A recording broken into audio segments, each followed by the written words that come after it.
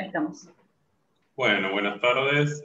Damos inicio a la mesa 9, aprendizaje y contactos entre lenguas.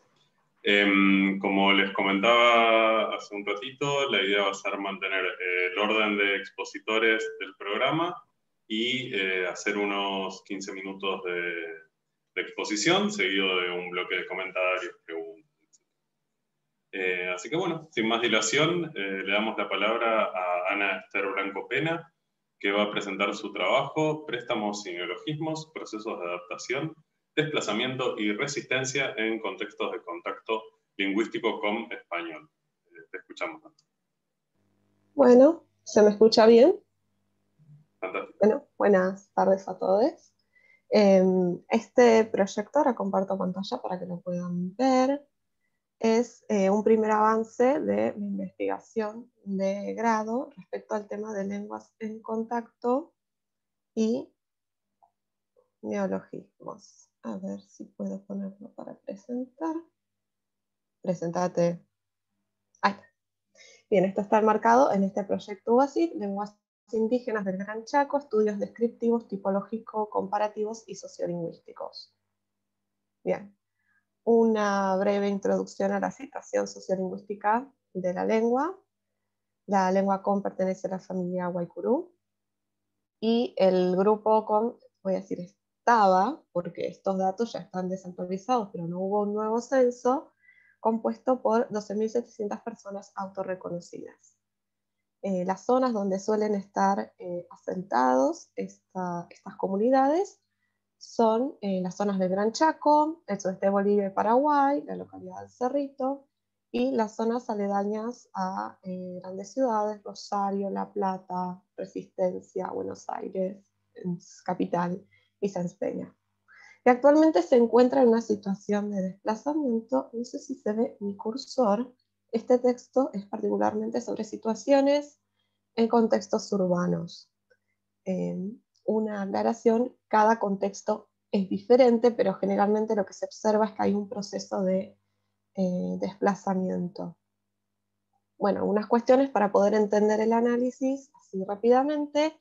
La morfología de la lengua es una lengua aglutinante con tendencia a la polisíntesis, lo cual indica que es una palabra que se le van añadiendo morfemas, que son claramente segmentables, lo cual la diferenciaría de una lengua flexiva, donde todo está más pegado. Y suele ser una raíz con afijos. Y estos afijos marcan distintas funciones gramaticales. Bien.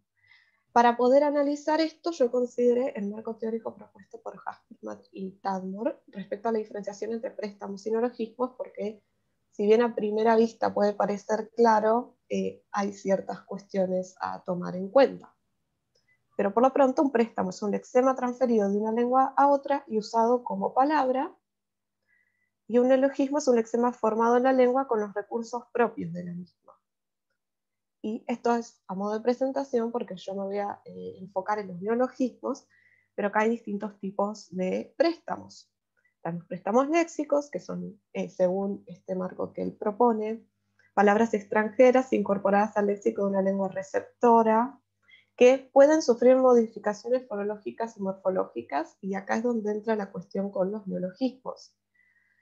¿Hasta qué punto yo puedo decir que la modificación morfológica es una modificación que mantiene la estructura de la palabra donada, o ya empieza a haber mecanismos como derivación o nominalización? Pero bueno, tenemos préstamos básicos que duplican palabras ya existentes, como los conectores, esto se ve mucho en la oralidad. También la cuestión de cambio de código o préstamo, también a veces es difícil delimitarla. Los préstamos culturales, que refieren a nuevos conceptos o prácticas culturales. Acá el Google Ads, que no me promociona, me lo tapó, pero Añi Napaba, que hay un alargamiento vocálico, es Supaba. Ese sería un ejemplo donde hay una modificación fonológica. Después tenemos, donde está el cursor, los calcos, que es la traducción de un préstamo cuya construcción corresponde semánticamente a la de la lengua donante. Entonces yo tengo este ejemplo que acá no está segmentado, que es tapabocas, pero literalmente es tapabocas. El ejemplo que hay en castellano es skyscraper, que lo traducimos como rascacielos. Sería eso, copiar la estructura. La transferencia semántica es cuando un lexema presenta una extensión de su significado original por asociación semántica. Nalalagat es bichitos, insectos, pero lo encontré en un manual de promoción de la salud como parásito virus. Bueno, esto para presentar. La metodología que utilicé fue analizar desde una perspectiva tipológica con atención en la morfología. Tomé este texto de Sensabela que se enfoca particularmente en derivación y nominalización. También tomé otros textos, pero como no están citados en el trabajo al final, no lo puse por eso. Y las categorizaciones según esta clasificación, Tacconi y Abrach hablan de la transferencia semántica, Hasselman y Tadmor no la consideran, y en estudios de las lenguas chaqueñas de Tacconi y Abrach y Vidal y Mercesian. Bien. La recopilación fue de estas fuentes secundarias, el vocabulario TOBA y el manual de promoción de la salud, y agrupé los neologismos en campos semánticos, religión, profesión, mundo moderno, maquinaria y tecnología. Sin embargo, para el análisis, si bien los categoricé en estos campos semánticos, los clasifiqué por tipos de neologismos dependiendo qué palabras forman, por derivación o por nominalización. Bueno, las características de las fuentes, y esto es importante para considerarlo a posteriori, el vocabulario Toba español de Buchwalter y Buchwalter, creado por el matrimonio menonita, Buchwalter y de Buchwalter, realizado en Pampa Guará, esto para considerar cuestiones de variedades dialectales. Las ediciones son de 1980, Yusela de 2013. Lo importante es que el objetivo era un material que tradujera palabras cotidianas y que permitiera entender a las personas conceptos cristianos. Porque son conceptos que vienen de una cultura diferente y a veces son muy alienantes entenderlos. De hecho nos pasa que dicen, en un principio había la palabra, no es palabra, en griego es logos, pero se tradujo con palabra. Bien. Y después está el Manual de Educación Sanitaria Intercultural, que es un material enteramente bilingüe, es una edición del 2013, es más actual, y la idea fue producir un material para la difusión de la medicina occidental, la medicina clínica que se enseña en la facultad, y también la medicina com, y es producido de manera colaborativa. Maidana, junto con Paola Cuño, fueron quienes llevaron a cabo las traducciones y tomaron decisiones de cómo traducir estos conceptos. Bien, el análisis del corpus, empezamos por neologismos por nominalización instrumental que designan herramientas. Y acá se puede observar que tenemos una base verbal, un posesivo de tercera persona y un instrumental masculino. Y esto significa cerrojo. Literalmente es su instrumento para girar. Pero en el siguiente ejemplo tengo la misma base verbal, tengo el posesivo, tengo un causativo y tengo un instrumental. Y eso cambia el significado, porque ya no es cerrojo, es taladro, su instrumento para hacer girar. Entonces, generalmente lo que encontré en la nominalización instrumental, estos son solo algunos ejemplos, es que pertenecen al campo de la tecnología y las herramientas. Tiene la misma base verbal. La diferenciación del significado está por el afijo adjetivo causativo, hagan, que indica una más voluntad, lo cual lo hace conceptualizar como una herramienta para que alguien la use. Esto aparece en el texto de Sensabela que mostré en 2005. Después están los neologismos por derivación adjetiva, que son quienes hacen cosas. Acá entrarían las profesiones. Y tenemos bases verbales y sustantivas. Tenemos el demostrativo femenino, un posesivo indeterminado, posesivo indeterminado, tengo que chequear, me suena raro. La base verbal, el destransitivizador, para indicar que eso no es que estoy realizando una acción. Se me va el cursor y no sé qué estoy señalando acá. La nominalización adjetiva, quien, alguien, femenino en este caso, está, y es enfermera, literalmente la que cura. Sin embargo, acá tenemos otra estrategia que es O, esto, que es el especialista. Y tenemos diente, entonces sería especialista en diente, especialista en su diente.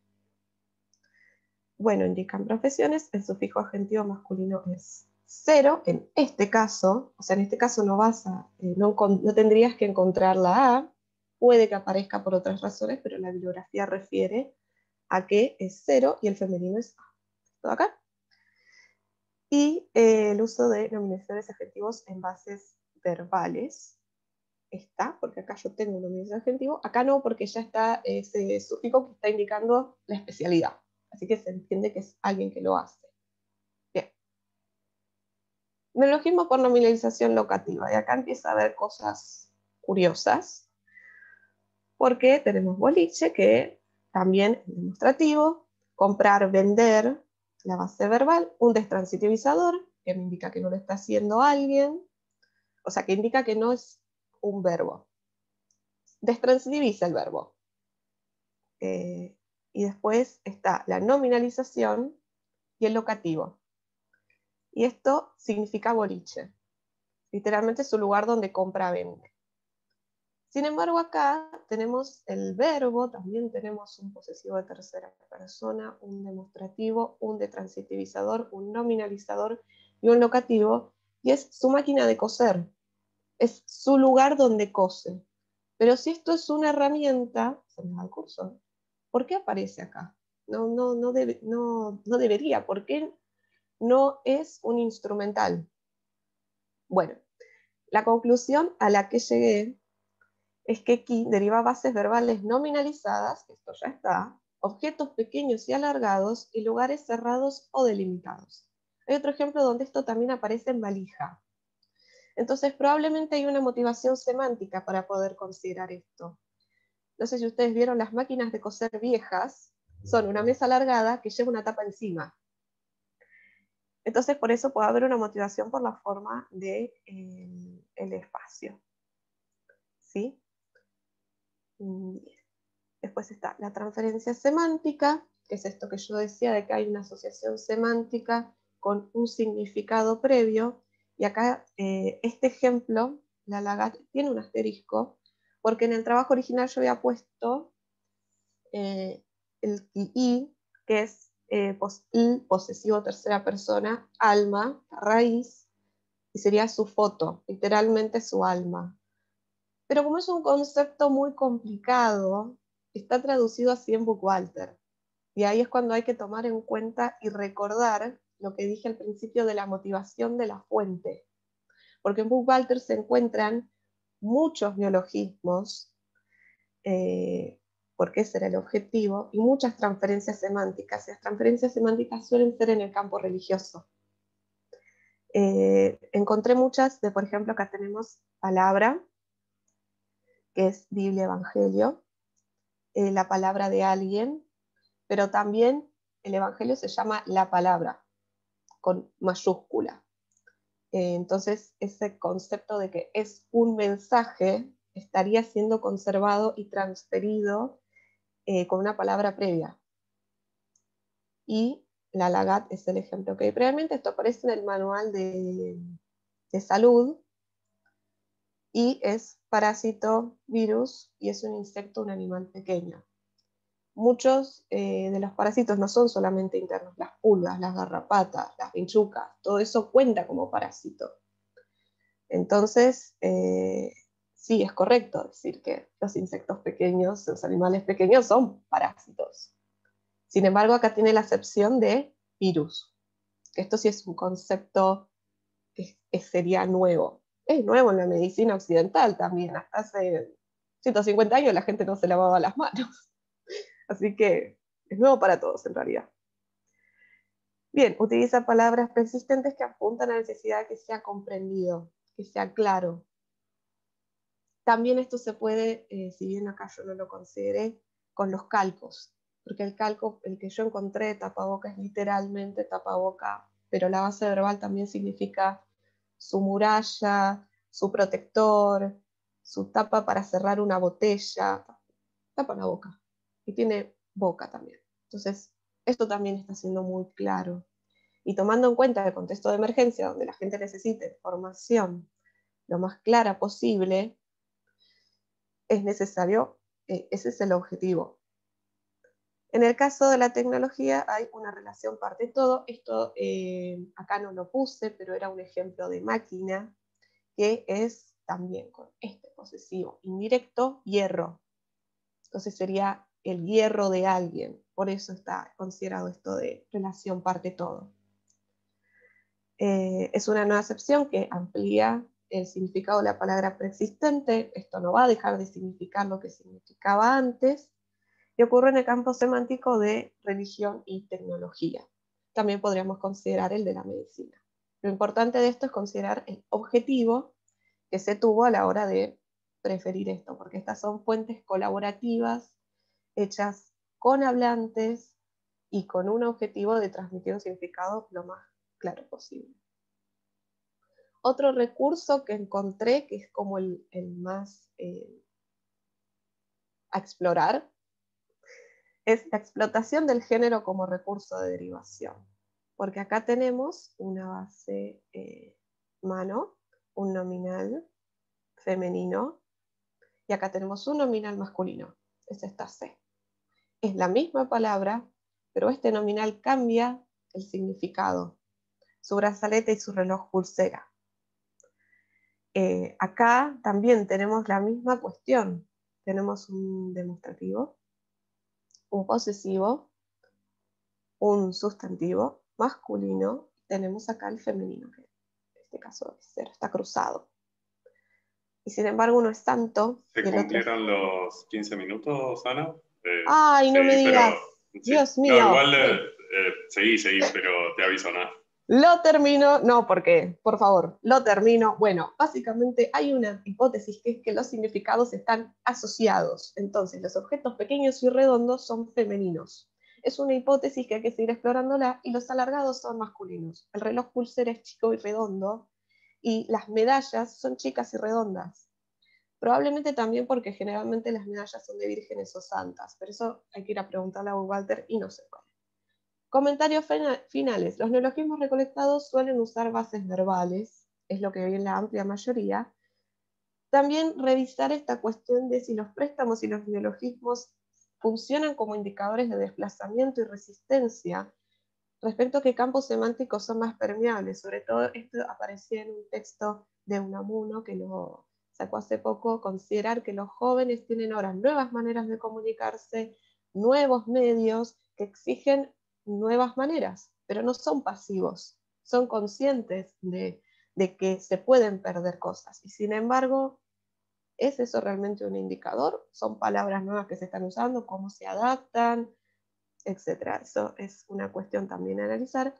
Y es necesario los fines de las fuentes para poder ver qué motivaciones pueden estar detrás para preferir un neologismo a un préstamo, y que los neologismos consideran los recursos de la lengua a la hora de ser creados, la derivación, la agentivización, la nominalización, y que el análisis morfológico y semántico permite reconocer la relación significado-forma. Esto que yo les decía de hay un agente, es una herramienta porque tiene mayor, alguien lo está usando. Bueno, estas son las fuentes. Gracias. Disculpen el pase del tiempo. Dejo de compartir pantalla. ¿Cómo salgo de acá? ¿Ah? Ahí está.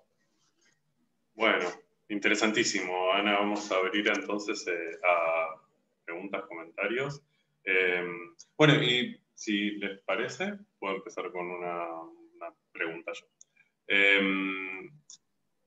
Me resultó súper interesante y entiendo que las lenguas guaycurúes tienen un sistema de clasificación nominal muy productivo, y además que, digamos, como el espectáculo de las lenguas guaycurúes, digamos, ¿no? Sí. Y en ese sentido Es me hermoso. hacía, sí, y me hacía pensar en eso. Estas generalizaciones me parecen muy pertinentes que hacías sobre objetos alargados, objetos redondeados, ¿no? Y cómo entonces puede ser que haya cruces entre este sistema de clasificadores y digamos, y estas estrategias de producción de neologismos.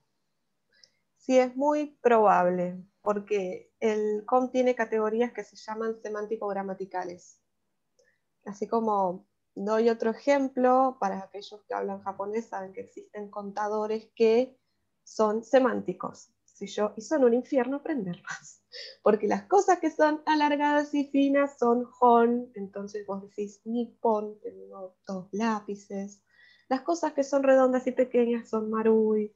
Las cosas que son cuadradas, alargadas y finas como un papel, animales pequeños. Entonces sí, es muy probable que esto sea un recurso para explotar, pero todavía es como muy complejo, muy amplio. Habría que hacer toda una clasificación de un corpus enorme a ver cómo está categorizado, pero sí, muy probable. Fantástico, gracias. ¿Algún comentario o pregunta de la audiencia?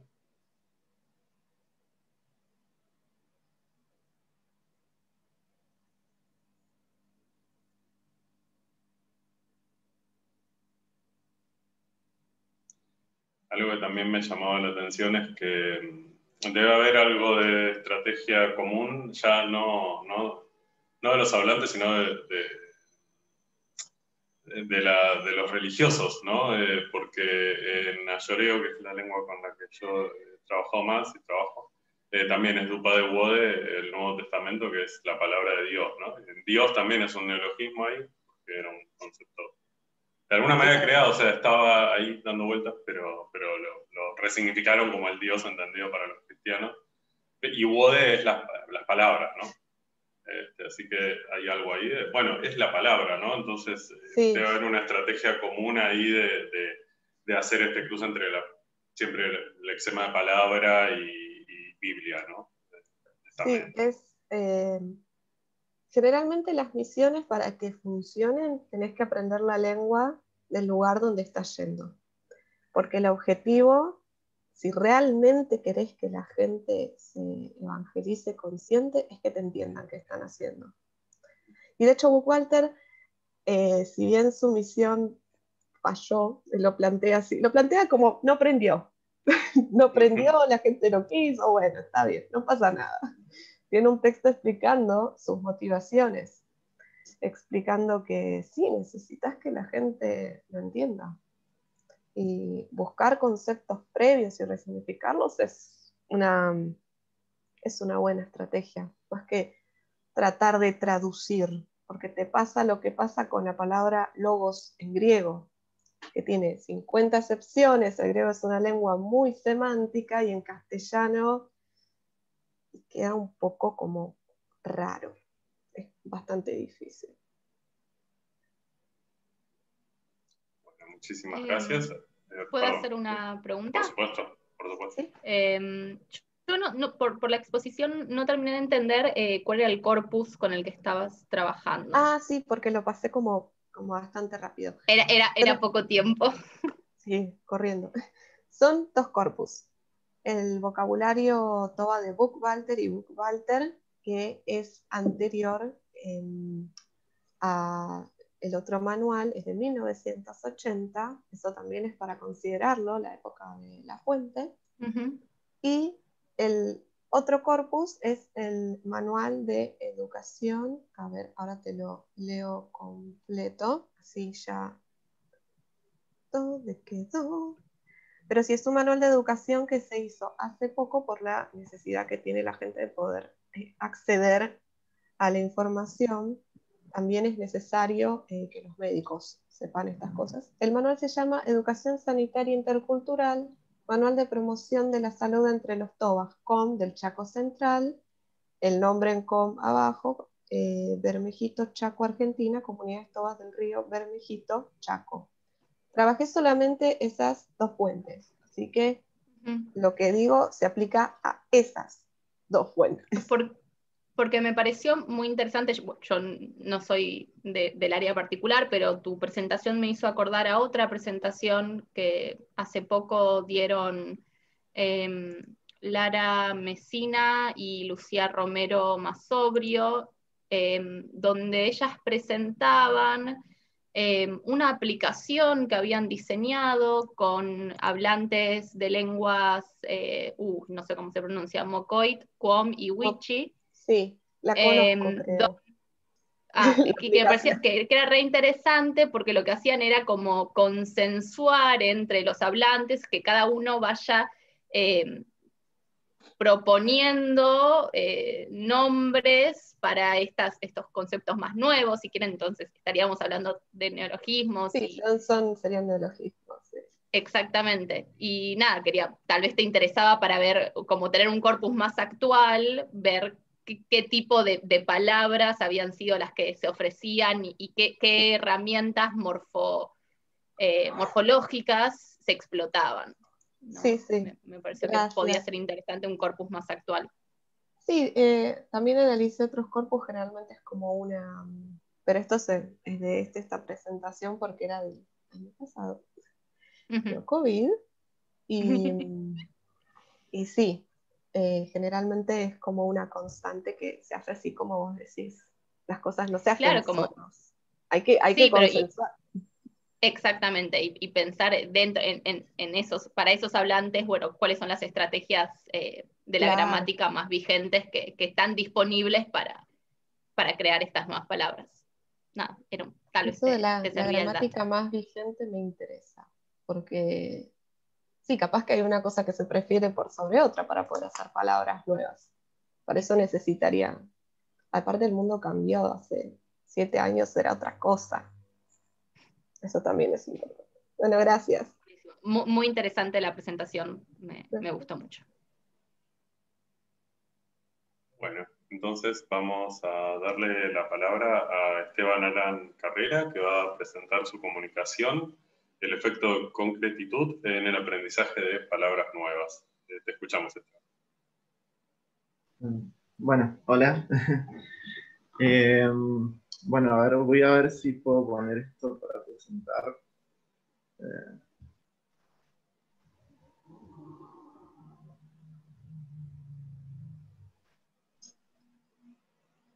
Ahí va.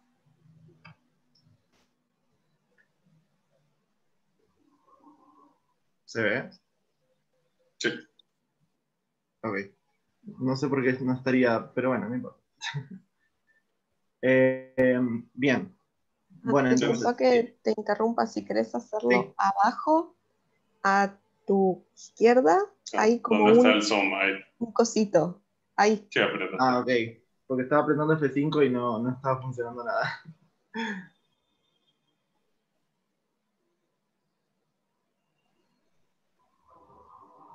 Ahí, gracias. Bien, bueno, obvien la fecha porque me equivoqué. Pero bueno, básicamente esta investigación la hice en el marco de una inscripción al Instituto de Lingüística que estoy llevando a cabo con la cátedra de psicolingüística y neurolingüística de Virginia Jaichenko. Y bueno, básicamente mi trabajo trata acerca del efecto de concretitud en nombres y adjetivos aplicados al aprendizaje de palabras nuevas. Bien, primeramente voy a hablar sobre el efecto de concretitud, que es básicamente, según Walker y Hume, en 1999, es la noción de efecto de concretitud deriva de la distinción semántica entre nombres concretos y abstractos. ¿Sí? O sea, es la típica distinción que vimos en la escuela, pero bueno, esto tiene un poco más de asidero científico en el trabajo. Bueno, el efecto de concretitud se relaciona mucho al concepto de imaginabilidad, según uno de estos autores, que es básicamente como el hecho de tener una imagen concreta, ¿sí? En el mundo real, ¿sí? En el mundo de los objetos, o no. Entonces, cuanto más imaginable es este concepto, o sea, una mejor imagen real podemos tener de un objeto, ¿sí? De una palabra, más concreta va a ser. ¿sí? O sea, por eso es como un continuum. Ellos plantean un continuum y no tanto una distinción dicotómica entre nombres concretos y nombres abstractos. Pero bueno, entonces, según esta distinción, muchos trabajos se hicieron para constatar que hay un efecto de facilitación en los nombres concretos en contra de los nombres abstractos. ¿Sí? O sea, son más accesibles las palabras concretas en la memoria que las palabras abstractas, tanto para la comprensión como la producción. Bien, entonces, el modo de trabajo que empleé fue establecer relaciones entre el aprendizaje de palabras nuevas y como la bibliografía viene trabajando mucho con nombres nada más, yo quise averiguar qué pasa con los adjetivos y cómo se relacionan entre sí. Y obviamente el efecto de concretitud. Porque también hay, así como hay nombres que pueden ser concretos y abstractos, también hay adjetivos que son más abstractos y adjetivos que son más concretos, que obviamente refieren a esos nombres en las oraciones. Síntomas nominales más que nada. Bien, entonces, en el terreno de los antecedentes partí de la teoría de la doble codificación de Pavey y Sadowski, que sostiene que el procesamiento de las palabras abstractas depende de representaciones codificadas verbalmente en diferentes hemisferios del cerebro. O sea, en el hemisferio izquierdo hay palabras abstractas, o sea, se da el procesamiento de palabras más abstractas, mientras que en el hemisferio derecho está ubicado el sistema de procesamiento visual, ¿sí? O sea, que es un sistema de memoria que se ocupa de las estructuras visuales, que maneja más el tema de las palabras concretas. Entonces es como el vaivén entre esos dos sistemas. Y bueno, un montón de investigadores aportaron pruebas para esta hipótesis de la doble codificación, que encontraron evidencias en neuroimágenes, bueno, o sea, neuroimágenes en general, ¿sí? Estimulación magnética, resonancias magnéticas, estudios con positrones, etc. Bien, entonces, en la literatura también, en la distinción de procesamientos de palabras concretas y abstractas, fue muy estudiada en términos de procesamiento aislado, ¿sí? Por ejemplo, en pruebas de memoria, libre y restringida, aprendizajes de palabras de baja frecuencia, estudios de decisión léxica, entre otros aspectos, entre otras test que evalúan más que nada el vocabulario, el procesamiento de las palabras aisladas. ¿Sí? Y bueno, entonces a mí se me ocurrió, no se me ocurrió, sino que viendo muchos informes y papers que hablaban sobre el aprendizaje de palabras en niños, ¿sí? Se me ocurrió buscar qué pasaba con el aprendizaje de palabras en adultos. ¿Sí? Y bueno, más que nada estos estudios están basados en sujetos multilingües que tienen más de una lengua y cómo se procesa el lenguaje y a partir de esa multilingüalidad. Y se encontró que hay ciertos efectos, se encontró que el efecto de concretitud tiene cierto, es una variable dentro del aprendizaje de las palabras, o sea, produce un efecto de facilitación cuando se aprenden palabras nuevas, ¿sí? En otras lenguas. Por ejemplo, una palabra concreta, ¿sí? Se va a aprender mucho más fácil que una palabra abstracta. Y bien, y acá hay un montón de gente que trabaja con eso. Y se utilizó también para el aprendizaje de palabras para medir ciertos elementos de la facultad de lenguaje.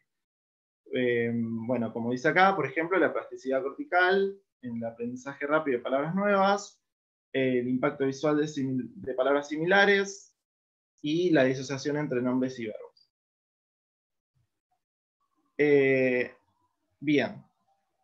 El tema es que no se habla mucho de aprendizaje de no palabras, ¿sí? Porque, o sea, si bien se usan palabras de baja frecuencia en la mayoría de todos los tests que se vinieron viendo, hay cierto efecto de frecuencia que no se puede dejar de reconocer. Entonces, los tests de aprendizaje de palabras con no palabras, o sea, o pseudo palabras, sacan de contexto, o sea, sacan de la ecuación este efecto de frecuencia. Y nos dejan solamente con los efectos que queremos observar en el aprendizaje de palabras. Por ejemplo, el efecto de concretitud. Bien. Entonces, mi hipótesis de trabajo se basa en que los nombres tienen una mayor potencialidad de aprendizaje que los adjetivos. O sea, los nombres, al ser palabras que están más ubicadas en el continuum de concretitud, ¿sí? Más ubicadas para lo concreto, van a tener mayor potencialidad de aprendizaje que los adjetivos, que están más ubicadas dentro del abstracto. Y que dentro de cada categoría, los miembros concretos, ¿sí? O sea, dentro de los nombres y los adjetivos, los miembros concretos van a tener una mayor facilidad de ser aprendidas que los miembros más abstractos.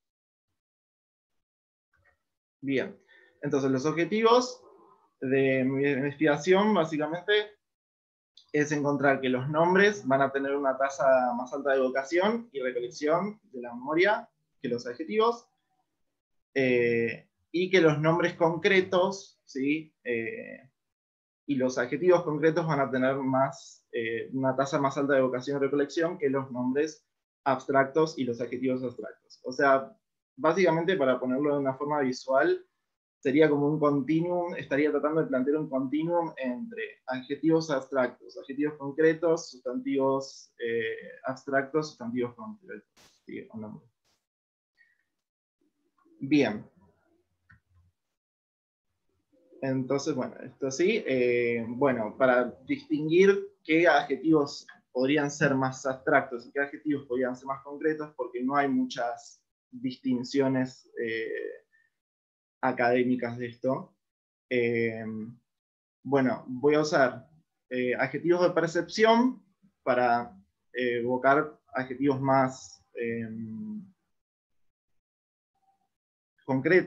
concretos, y adjetivos referidos a estados emocionales y funcionales para evocar adjetivos de menor grado de concretitud, o sea, más abstractos.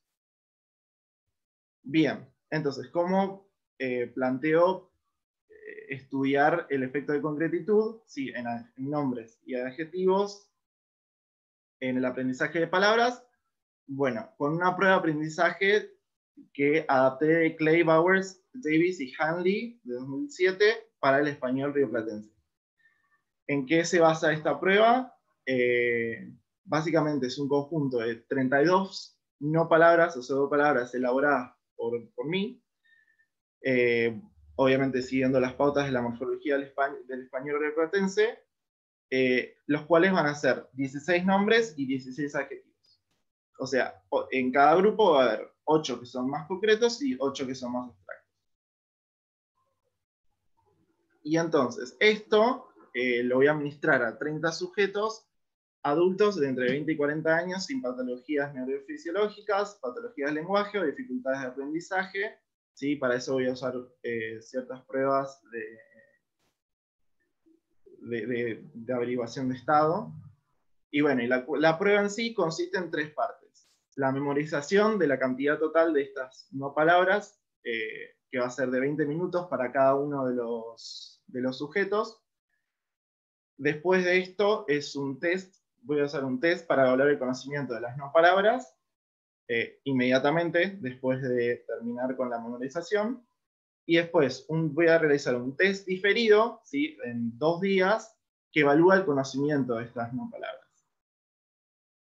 Y voy a constatar los resultados del primer test con el segundo test para ver cuáles son los resultados y si se siguen con la hipótesis que planteé. Bueno, eso es todo. Bueno, y una cosa más. Lamentablemente todavía no pude hacer ningún resultado, no tengo ninguna prueba hecha, porque, bueno, la pandemia, esto es un poco difícil de realizar en modo virtual, así que con mi directora del proyecto decidimos ponerlo en pausa y dedicarnos a otras cosas por el momento. Bueno, Esteban, muchísimas gracias. Súper interesante y muy detallado todo el diseño de investigación y los antecedentes, así que bueno, felicitaciones. Abro el espacio a comentarios, preguntas. ¿Puedo? Marisol, sí.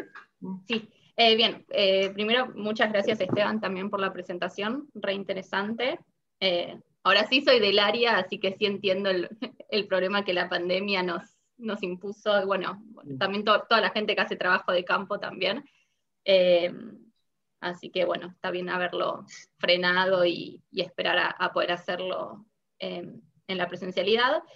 Tengo 2 preguntas o 2 cuestiones. Empiezo por la primera, que es algo como muy sencillo y de la presentación, que es que tengas cuidado que vos presentaste tus predicciones como objetivos. Sí. Y hay que ser como bastante ordenados cuando presentamos un diseño experimental, de separar los objetivos, las hipótesis teóricas y las predicciones que esas hipótesis tienen. Entonces, como la diapositiva que tenías como objetivos, que pusiste después de las hipótesis, en realidad son tus predicciones. Sí. Que se guían por tus hipótesis. Igual lo aprendí hace poco esto, así que siempre está bueno como aclararlo. Y antes de todo tendrías que haber puesto una de objetivos que sea como estudiar el efecto de la concretitud en el aprendizaje de nombres y adjetivos, algo así. Eso es como un comentario para hacerte. Y la pregunta siguiente, sí es, no termino de entender cómo, si estamos trabajando con no palabras, ¿cómo se va a diferenciar lo concreto de lo no concreto? O sea, ¿le vas a dar un significado a esas no palabras? Sí. O sea, la lista la tengo casi más o menos elaborada, todavía no terminamos de corregir todos los estímulos, pero puedo dar ejemplos. Sí. Por ejemplo, en nombres concretos, un aerobundo, que es una persona que viaja mucho volando, por ejemplo. Perfecto. Entonces, ahí como que tenemos un significado que voy a tratar de manejar con tarjetas, ¿sí? en la etapa de memorización, o sea, en la primera tarea, y voy a ir poniendo la palabra y el significado, y bueno, ir repitiendo y tratando de memorizar todos los conceptos. Perfecto. No entendía cómo la forma se iba a relacionar con estos significados o concretos o abstractos, pero claro, ahí quedó perfecto, sí. Mucho más claro. Sí, el tema Genial. Es que iba a usar imágenes, pero el tema es que se me complica por los adjetivos. Es difícil hacer imágenes para adjetivos. Y con lo abstracto también, con los sustantivos abstractos también. Hay que tener mucha imaginación para explicar la imagen. Sí, totalmente. Pero perfecto, listo. Ahí lo entendí. Muchas gracias y de nuevo muy, muy interesante y espero que lo puedas hacer dentro de poco, así vemos los resultados. Gracias. ¿Alguna otra pregunta? pregunta, comentario? Sí, yo quería hacer una pregunta. Sí. No soy del área, así que si digo una obviedad, perdón. No. Sobre esto que vos decías del continuum que hay entre adjetivos abstractos, después concretos, después sustantivos abstractos, después sustantivos concretos. Sí, no me estoy perdiendo, Sí. bueno, ese continuum. La bibliografía considera que puede existir un efecto priming si yo le muestro a alguien un sustantivo y después un adjetivo derivado de ese sustantivo. Sí, por supuesto. Va a ser más fácil acceder. Claro, no, es que también por eso es que quiero usar no palabras para evitar ese efecto de priming y que no contamine toda la muestra, porque Claro. precisamente el aspecto morfológico es súper importante para la relación entre nombres y adjetivos en el sintagma nominal. Eh, entonces, por eso es que uso no palabras, para evitar precisamente ese efecto de priming. Ok. Gracias, me había quedado esa duda. Me quedé pensando que también es tu investigación y la pandemia, son como un comentario sobre también la necesidad imperiosa de enfoques, sino grupos de trabajo interdisciplinarios también, porque quizás pensaba por ahí, trabajando con alguien de informática o algo por el estilo, por ahí se pueda crear algún tipo de, no sé, inventando, ¿no? Porque también te lo pregunto, pero algún tipo de software que por ahí pueda reproducir esa situación de laboratorio eh, a distancia, digamos, ¿no? Eh, pero bueno, me imagino que es costoso y requiere un conocimiento específico que, bueno, que por ahí en filo no es el que tenemos, digamos. Claro, sí, no, totalmente. El tema es que, mm, como siento que la etapa de memorización es muy importante que yo tenga como un control absoluto de esos Ajá. 20 minutos, yo poder hacer exactamente lo mismo con cada persona. Entonces, en este contexto de virtualidad, se me cae el internet, lo que sea, esa muestra la tengo que tirar, básicamente, porque ya no me sirve. Entonces, es difícil ya conseguir personas que estén con vos un día y a los 2 días tengan tiempo para hacer este test de vuelta, entonces es como que ahí se complica mucho más.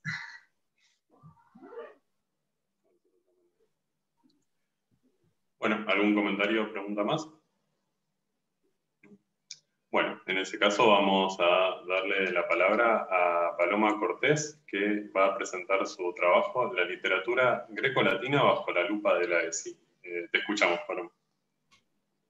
Hola, buenas tardes y gracias por el espacio.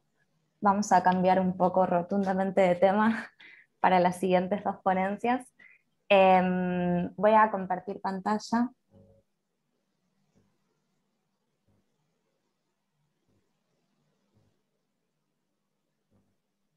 Ahí está. Bueno, el trabajo está titulado así, La literatura grecolatina bajo la lupa de la ESI, y lo que busca es establecer una relación entre las propuestas teóricas y formales para la implementación de la educación sexual integral en las aulas, a partir de la Ley Nacional 26.150, sancionada en el 2006, y una serie de autorregistros de experiencias docentes en nivel secundario. Con esta combinación intentó mostrar que los textos de la literatura clásica grecolatina pueden ser revisitados desde una perspectiva de género, que no solo enriquece la lectura de producciones posteriores, sino también la discusión de temas actuales, como las desigualdades existentes entre mujeres y varones de una misma sociedad. La investigación se enmarca en el proyecto Filosit 19025, la enseñanza de la literatura clásica en los niveles medio y superior no universitario, ESI, Canon y Género Literario.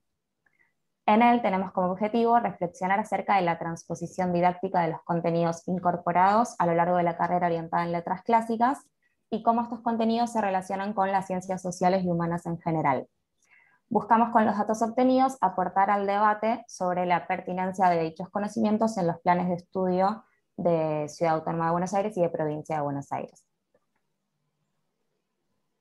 Bueno, las representaciones de género, de las que hoy en día como sociedad quizás estamos más conscientes, no son exclusivas del tiempo en el que vivimos, sino que se reproducen desde hace siglos.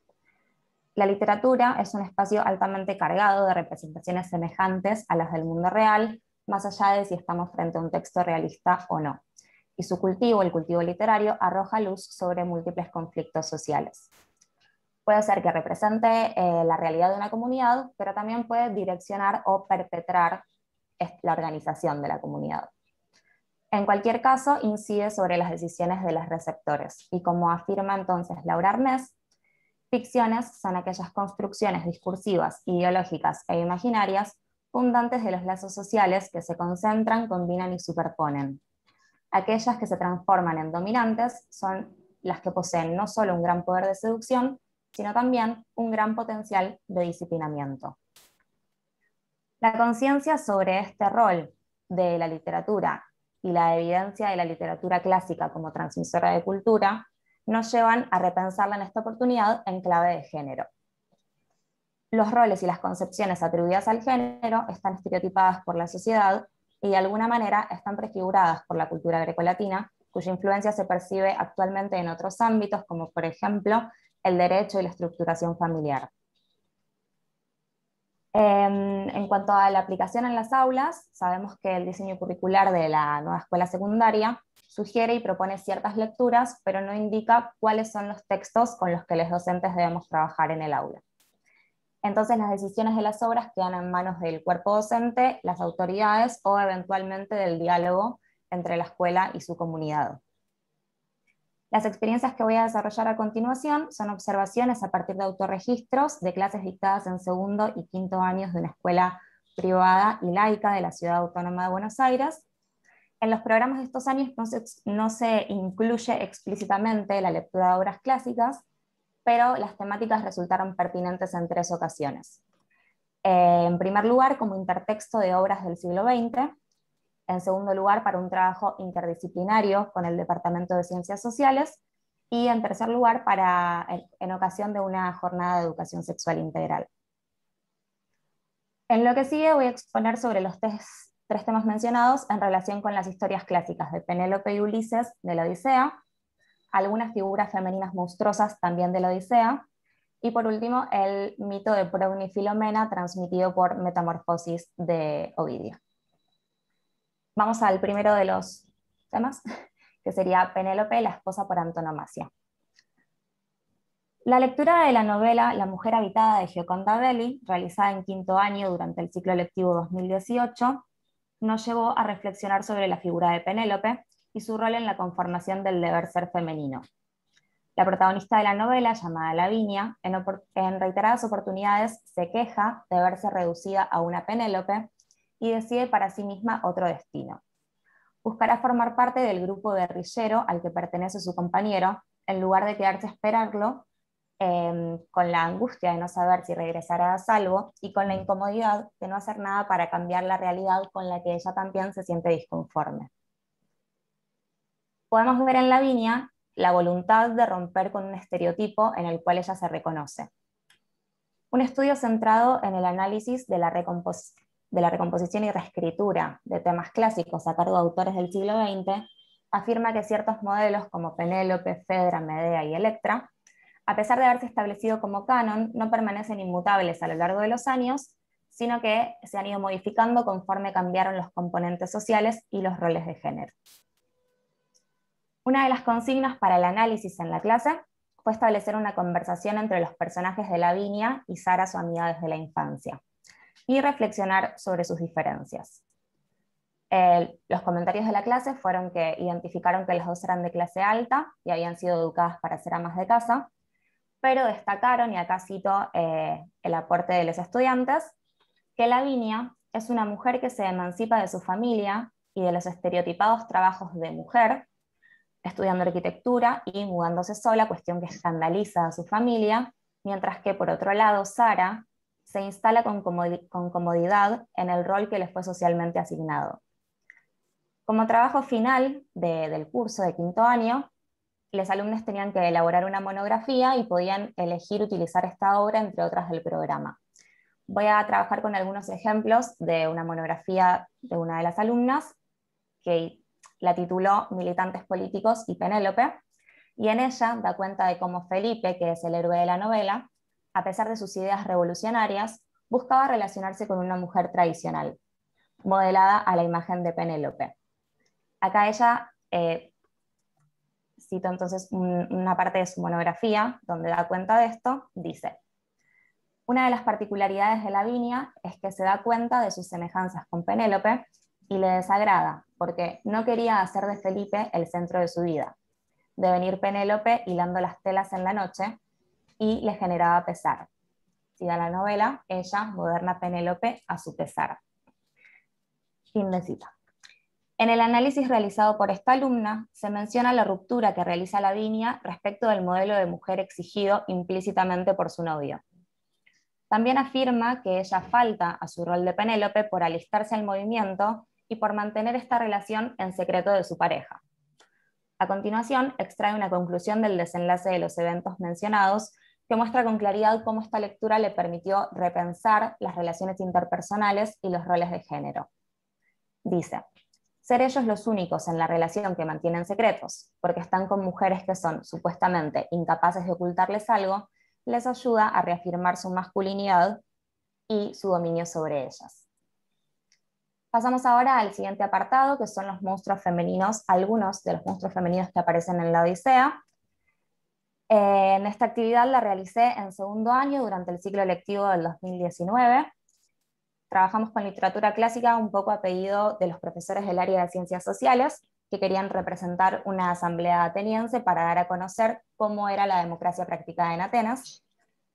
Y entonces con este objetivo leímos la escena de las sirenas, ubicada en el libro 12, y la escena de Circe, ubicada en el libro 10, para pensar a partir de estos qué representación tenían las voces femeninas en la obra.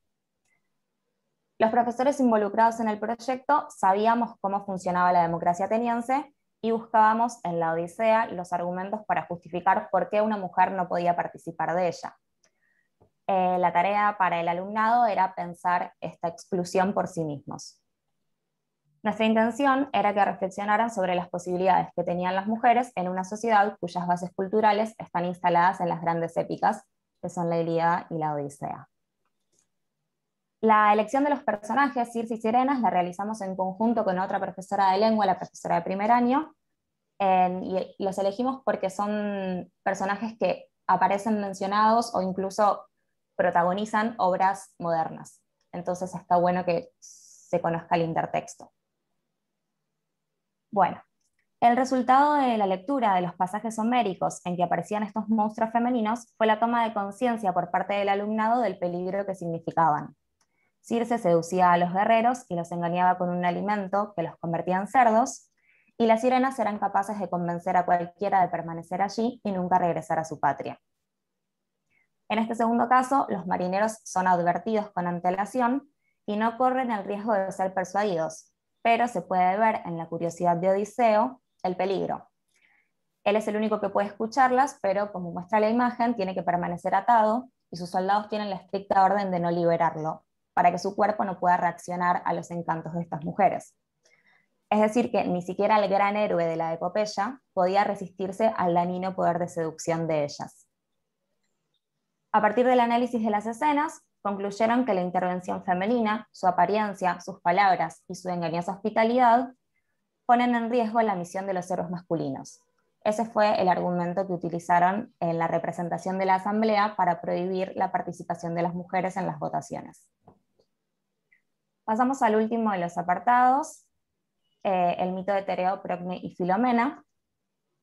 Este último autorregistro, como había adelantado, viene de una jornada de educación sexual integral realizada en segundo año. El requisito para esta jornada era trabajar con el desarrollo de competencias comunicativas relacionadas con la expresión de necesidades y o solicitud de ayuda ante situaciones de vulnerabilidad de derechos. Bueno, elegí trabajar con un texto clásico, ya que la experiencia de los pasajes de la Odisea, que la realicé en el mismo curso, había sido muy fructífera, y el curso se mostraba interesado en la literatura grecolatina. Dentro de las opciones de mitos, el de Tereo, Procne y Filomena, es uno de los más crudos que hay en Metamorfosis, porque incluye una violación, la mutilación de la lengua de la víctima y la planificación del asesinato de una madre hacia su propio hijo. Es posible que por esto haya quedado por fuera del canon de los mitos que se adaptan para literatura juvenil o de los manuales de secundaria. Sin embargo, por mi propia experiencia en las aulas, me parece que a los alumnos les copa cuando el texto es como más fuerte y los interpela más. Por eso elegí entonces este mito. Bueno, durante la jornada leímos el mito ligeramente adaptado en voz alta y trabajamos con ciertos ejes preparados a modo de disparadores para la reflexión. A saber, la cosificación de las hermanas, sobre la que no me voy a detener por cuestiones de tiempo, la capacidad de expresarse y la sensación de responsabilidad de la víctima. En cuanto a la capacidad de expresarse, que era el eje propuesto por el Ministerio de Educación, reflexionamos sobre la astucia de Filomena, quien, al verse privada de su posibilidad de hablar y encerrada en una torre, se las ingenia para comunicarle a su hermana lo que le había ocurrido a través de un tejido. Su hermana, al enterarse, se queda muda del impacto y se dedica a planear una venganza que atenta también contra sí misma, que es el asesinato de su hijo. En ambos casos, a falta de palabras, se recurre a la acción. También podemos ver en Tereo, que hace un uso del lenguaje completamente negativo porque persuade a Filomena, que es su cuñada, y a Pandión, que es su suegro, los persuade siendo como amigable, cuando en realidad ya había planificado el crimen. Y luego también podemos ver que Tereo intenta persuadir a Filomena para poseerla físicamente, y cuando no lo logra recurre a la violencia física. Entonces, por distintos motivos, se reemplaza el diálogo por la acción. Por último, discutimos acerca de la responsabilidad de la víctima.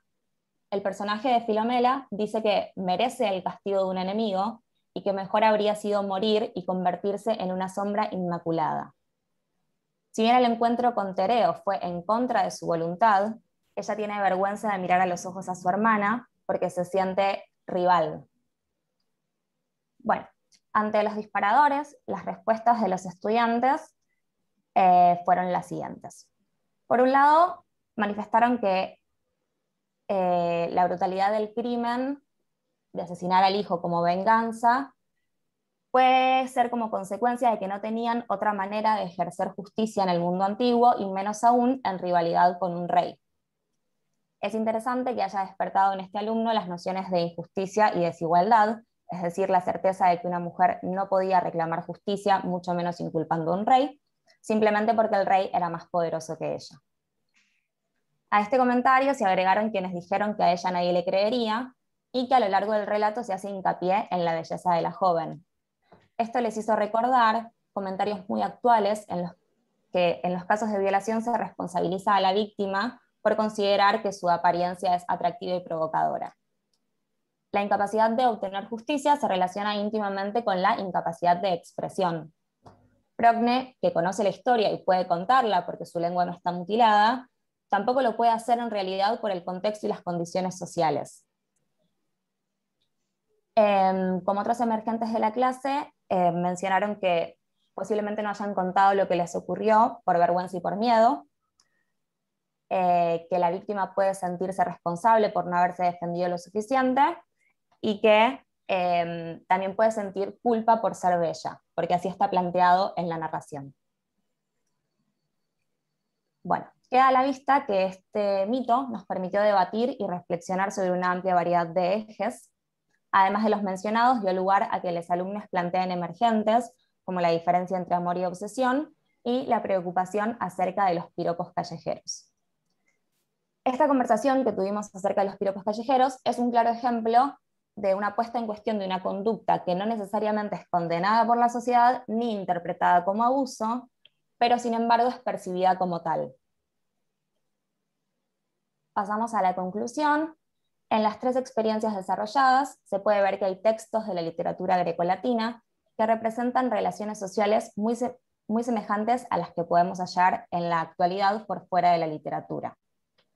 Puesto que el análisis de pasajes de Odisea y del mito de Procne y Filomena nos permitió reflexionar acerca de la desigualdad y la violencia de género, vemos con claridad que, realizando lecturas generizadas de la literatura clásica, se pueden trabajar los contenidos de la educación sexual integral, no solo en los contextos de jornadas de educación sexual integral, sino en la práctica docente en general.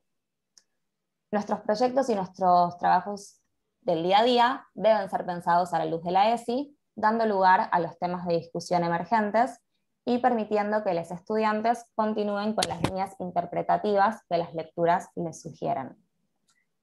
Dejo la diapositiva de bibliografía por si alguien la quiere chequear, y eso es todo. Muchísimas gracias, Paloma.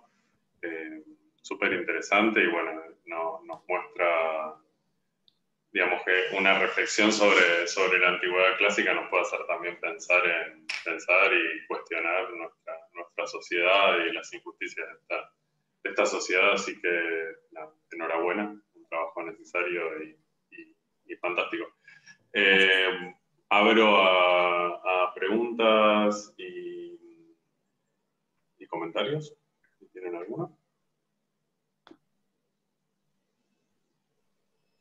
Sí, yo quería comentar algo que me parece muy necesario, muy interesante, y que hay que hacerlo, dejar de pensar que los mitos griegos son cosas que están arrumbadas, y también pensarlos en diálogo con cosas que pasan ahora, que se lean libros que revisan estas imágenes y las resignifican. También me parece que es comparar esos dos géneros y esas dos figuras es muy interesante. Le quería preguntar si respecto al análisis de textos clásicos se considera ciertos elementos culturales o situaciones culturales de la época. Por ejemplo, en el caso de Proclo y Filomena, el peso cultural que tenía el tejido.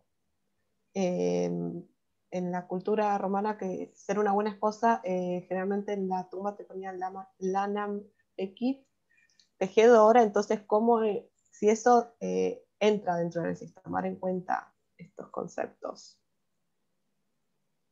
Sí, en general sí, la idea es tener en cuenta todo el contexto cultural que produce la obra y, bueno, esos pequeños elementos que pueden ir cambiando el significado y la interpretación. En el caso de esta experiencia docente, no trabajé con el tema de la importancia de que la mujer tejiera. La verdad es muy interesante y lo puedo tener en cuenta para otras veces que trabajé con el mismo texto. Sí, sí, también aparece en Aracne el tejido. Querían que tejieran.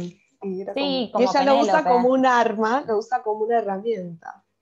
Claro, al final eso que le exigían y que por ahí no estaba tan bueno porque era lo único que le dejaban hacer, es lo que la termina salvando. Claro, me encanta. Interesante. Gracias. No, gracias a vos.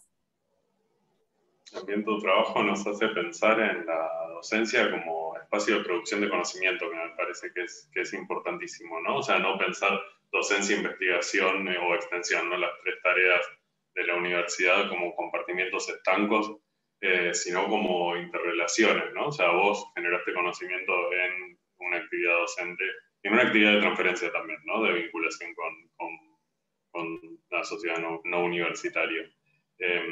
Y también que en un momento dijiste que seguiste con otros textos porque los estudiantes estaban entusiasmados, y ese es tu entusiasmo, o sea, el entusiasmo también se contagia, y eso me parece que es mucho de la magia de la labor docente, es compartir nuestras pasiones y siempre contagiar, ¿no? Así que eso también habla bien de tu labor docente. ¿Algún comentario más? Sí, interrumpo para Alexis. decir... Sí, Alexis.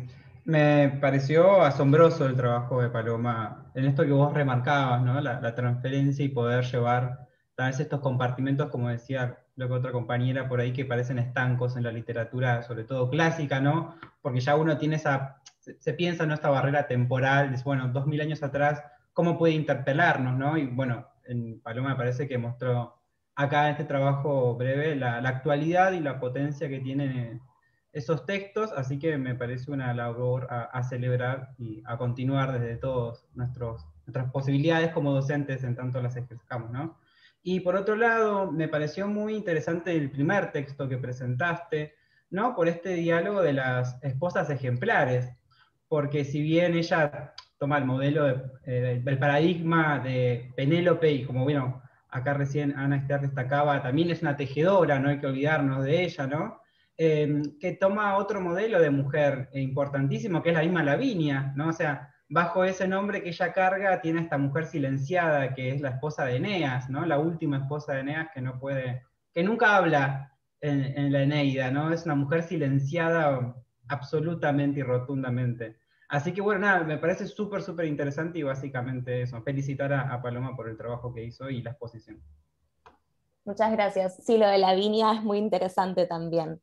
No lo trabajamos en esta oportunidad, pero es muy interesante. Y también es muy loco ver cómo, o sea, si ustedes se fijan en papers sobre la mujer habitada, van a encontrar un montón, están buenísimos, no tocan estos temas.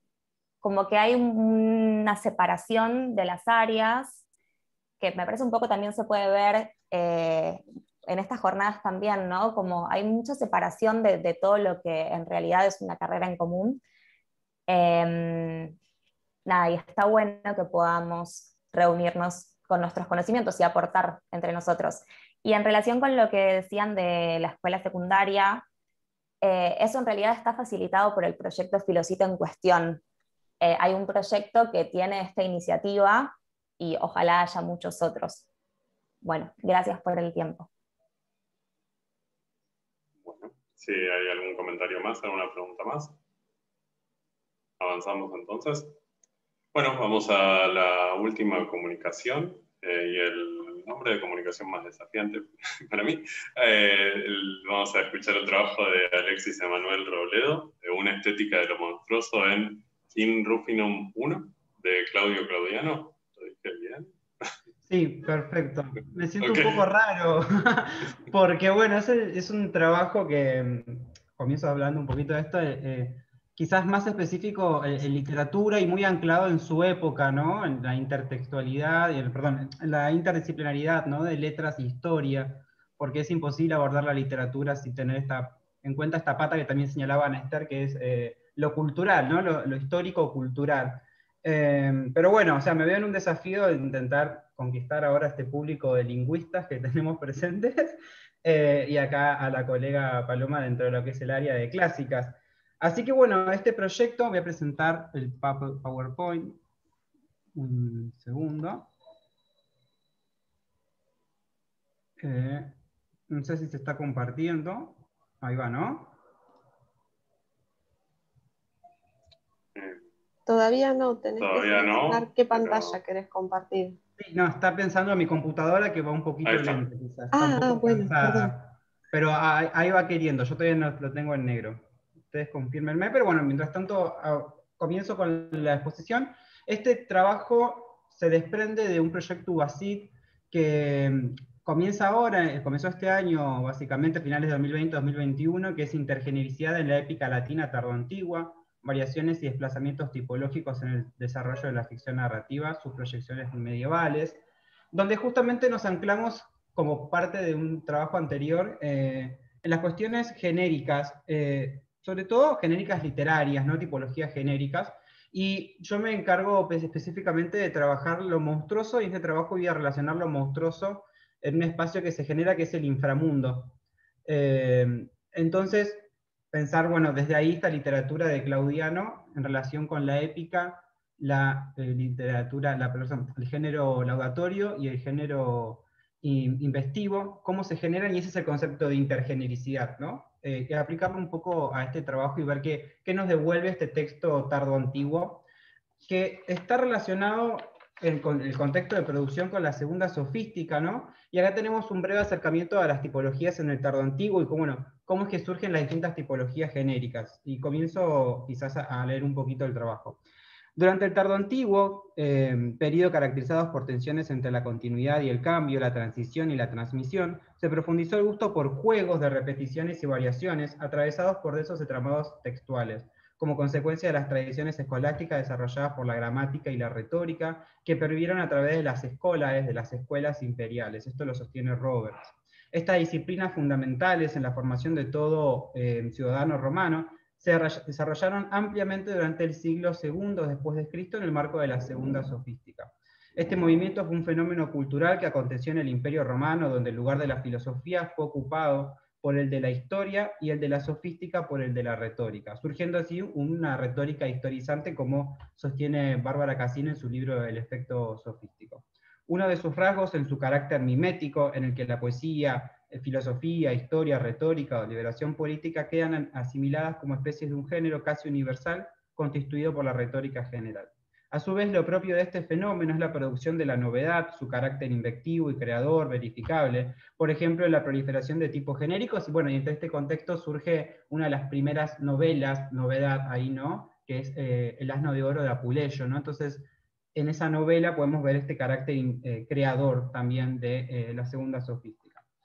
Tardo Antiguo, que son 2 siglos después, estamos hablando del siglo más o menos IV después de Cristo, nutrido por esta Segunda Sofística del siglo II, está nutrido por esta sofística, imprimió su propia identidad, abusó de la intergenericidad, propiciada por una tendencia a mezclar las formas literarias y la variatio como una emergente de la complejidad del clima político, que en el siglo IV después de Cristo procuró volver a los ideales del antiguo principado, estamos refiriéndonos principalmente a Augusto acá, favoreciendo el desarrollo de la poesía épica, del hexámetro y el resurgimiento virgiliano. Las escuelas del gramático y del retor fueron los lugares propicios para el desarrollo de esta literatura que reconoce un canon basado en los textos virgilianos y posvirgilianos, como pueden ser los de Ovidio, Lucano o Estacio, como parte de la restauración de las estructuras imperiales. De este modo, el trabajo realizado en estos espacios favoreció una nueva literatura caracterizada por la polifonía genérico-discursiva, que gozó de una fuerte unidad por la pertenencia de sus obras a un ámbito cultural común, compartiendo una misma mentalidad estética.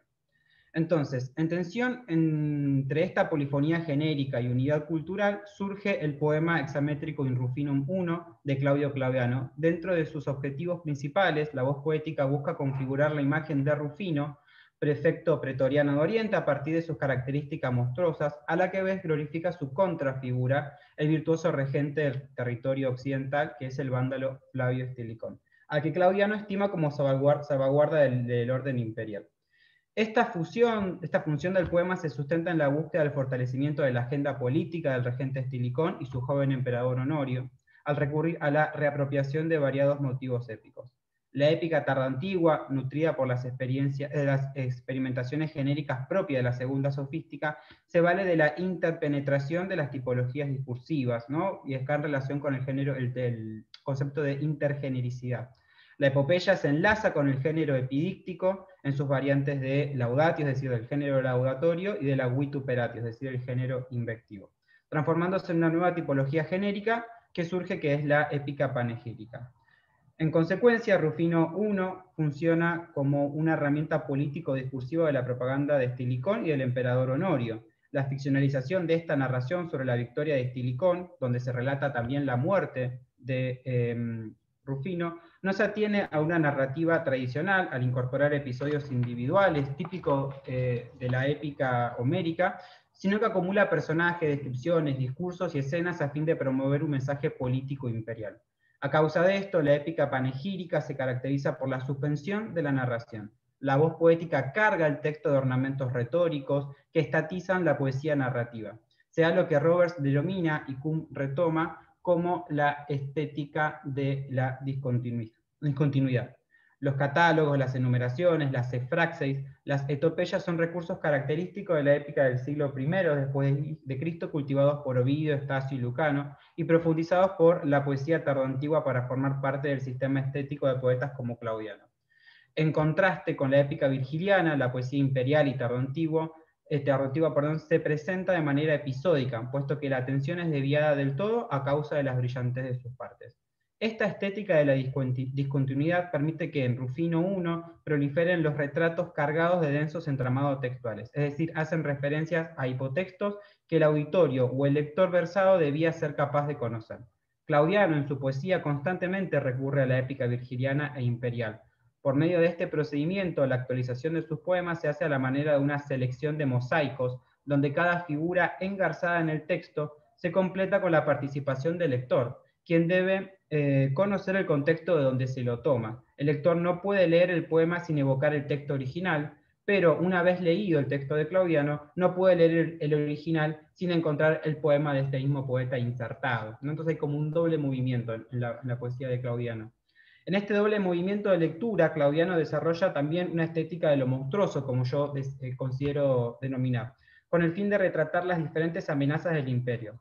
La naturaleza de aquellos que reciban características monstruosas es amplia, ya que puede tomar numerosas formas: cuerpos anormales, híbridos entre humanos y animales, y prodigios violentos que pueden representar lo sublime como parte de esta poesía elevada, es decir, en la épica.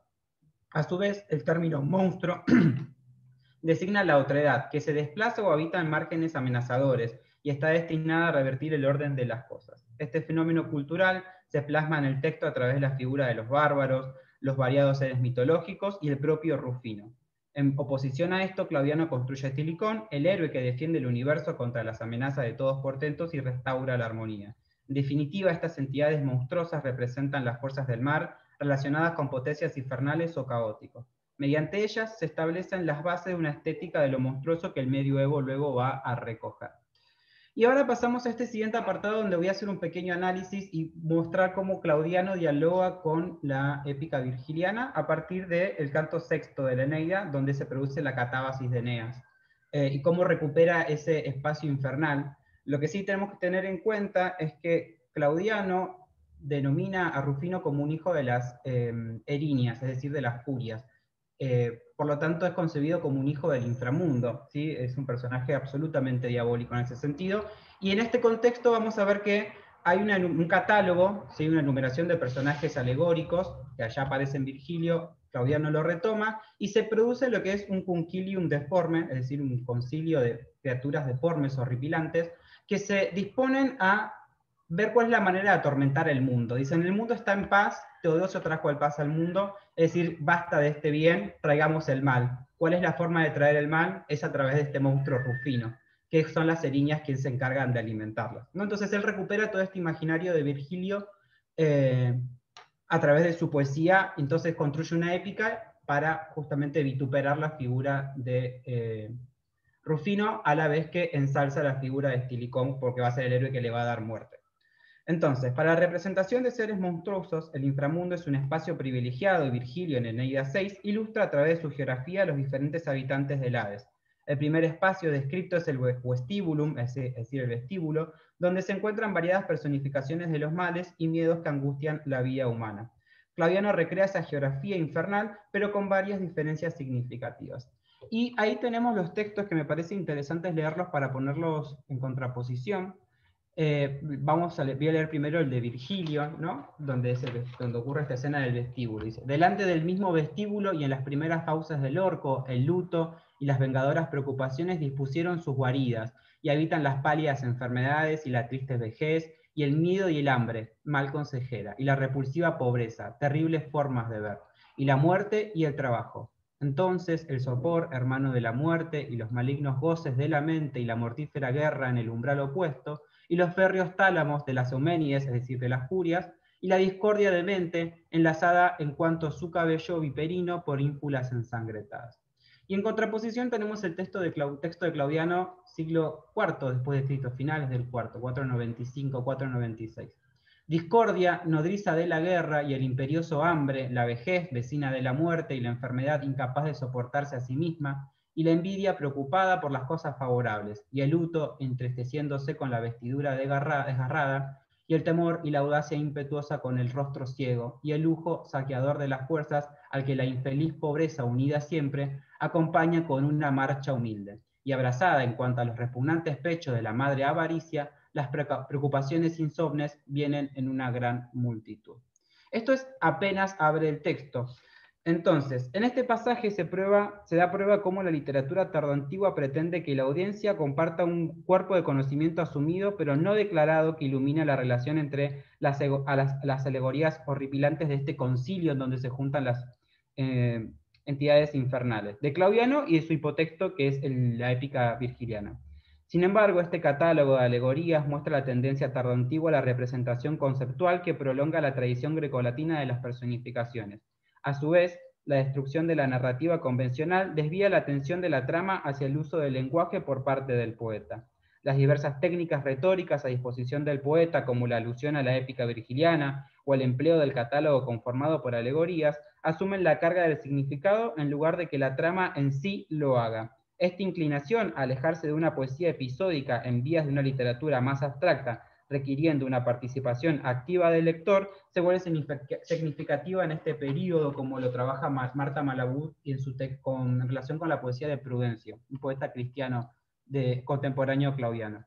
En consecuencia, concentrándose en el uso del lenguaje por medio del desplazamiento hacia la abstracción y de la colaboración del lector, la evocación de la geografía infernal virgiliana posee diferentes niveles de significación. En primer lugar, Claudiano realiza cambios relevantes en el orden de la aparición de las alegorías.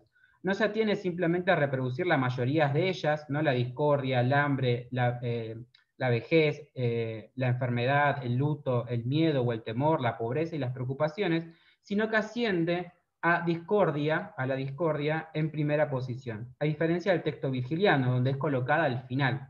Esta modificación desarrolla la verdadera naturaleza de Rufino en el poema como la amenaza que representa para el imperio. El prefecto de Oriente, es decir, Rufino, es la encarnación de la discordia misma, en tanto también es cuidado por las furias. El entrecruzamiento del catálogo con la alegorización sobre la base de la alusión virgiliana cobra importancia, ya que Claudiano se vale de la enumeración para acumular conceptos desdeñables para este ciudadano romano, bajo la tipología discursiva de la epopeya, a la vez que se interpenetra con la vituperación, como decía hace un rato. Asimismo, la posición privilegiada de la discordia en el inicio apunta a construir a Rufino como el engendrador de los combates. Levi, en el comentario al poema de In Rufinum, señala que los combates suscitados por Rufino son un tópico relevante a lo largo de todo el poema, justamente porque él va ciudad en ciudad saqueando, matando y violando a cuanta persona se le cruce.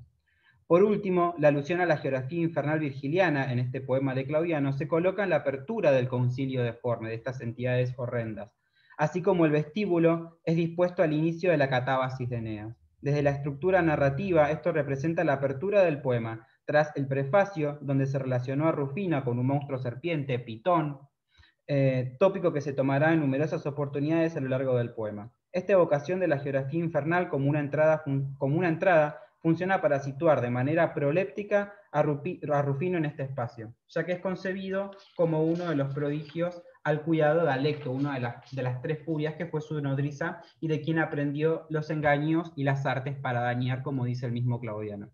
Entonces, pasamos a unas conclusiones de este trabajito de por dónde va mi línea de investigación. Tanto la intertextualidad genérica como la alusión virgiliana alteran la percepción del lector del texto original. Rufino podría ser una de las alegorías monstruosas que conformaría esta parte del inframundo, es decir, el vestíbulo de Eneida. A su vez, el concilio deforme, emplazado en este espacio infernal, se vuelve propicio para la representación de monstruos surgidos de allí. En consecuencia, forjar una estética de lo monstruoso para Claudiano es también tomar mosaicos de la literatura canónica e insertarlos en su propia poesía. Pero no solo para actualizar el texto virgiliano, sino para completar una geografía mental en el lector tardoantiguo y también contemporáneo, ¿por qué no? Estas alegorías ubicadas en el vestíbulo ayudan a que el lector decodifique a Rufino como un monstruo político, concepto que acuña Cunile Calet, por ser portador de los vicios, de los Witia, que desintegrarían el imperio de Honorio, contra justamente al que luchan Estilicón y Honorio. A su vez, lo configura la manera de un presagio, en este sentido el término prodigium de la lengua latina, en tanto es la advertencia, el signo trágico engendrado de las entrañas del inframundo, que anuncia la llegada del mal en una concepción dicotómica de la realidad. Bueno, eso sería el trabajo. Muchas gracias por escucharme.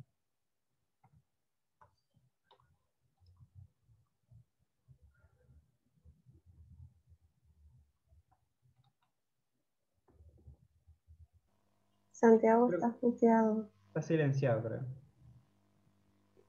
Perdón. Bueno, tanto lo dije.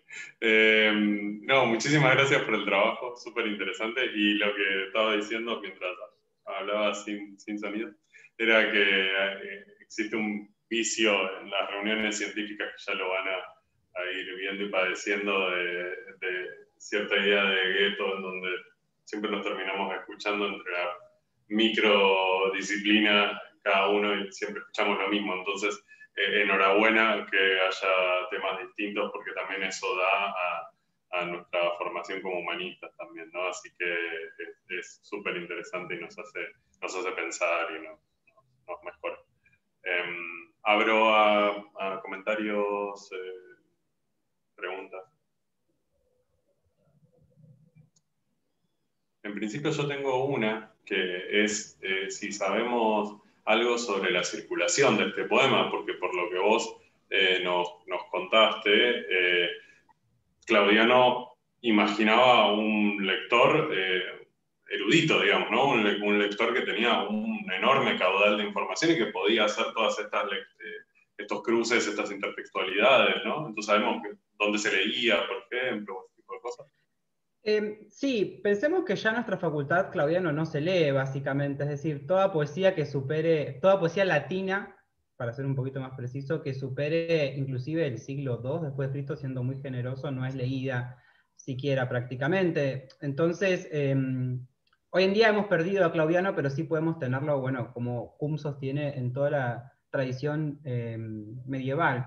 Pero, como bien señalabas, el público lector de Claudiano específicamente era un público muy versado en la literatura clásica. O sea, ya Virgilio en su momento fue una persona absolutamente leída y todos referían en su texto a él, ¿no? Y acá evidentemente quien no haya leído a Virgilio no es una persona digna de la lectura de la poesía de Claudiano, básicamente, ¿no? Porque es muy fácil encontrar, digamos, esta asociación. Pero a su vez Claudiano tiene otros guiños con otras literaturas griegas, porque lo que se dice que era un egipcio, ¿no? Y en tanto Alejandrino era conocedor del griego, en realidad su primera lengua era el griego. Entonces hay todo un campo para trabajar muy interesante que lo hace Allen Cameron, pero que no se continuó, ¿no? Es decir, ¿qué tan erudito hay que ser para leer la poesía de Claudiano? Toda persona igualmente que accede a una educación en la cultura romana ya era versada, no era conocida en estos temas, pero bueno, ¿cuántas cosas estamos perdiendo de ese ámbito cultural y con cuánta dificultad, ¿no? ¿Cuánto es el esfuerzo que uno tiene que hacer en tanto lector para poder entrever estas argucias, ¿no? Estos elementos retóricos que él decide incorporar a su texto, ¿no? Porque todo el trabajo justamente se basa en eso, ¿no? En detener un poco la narración, decir, bueno, no voy a contar tanto una historia, sino me voy a detener en episodios, ¿no? En momentos, en descripciones, en etopeyas, en configurar personajes, espacios, escenarios. Entonces, pasa por otro lado, digamos, ¿no? Esta literatura, es la literatura que reflexiona sobre cómo escribir, en definitiva.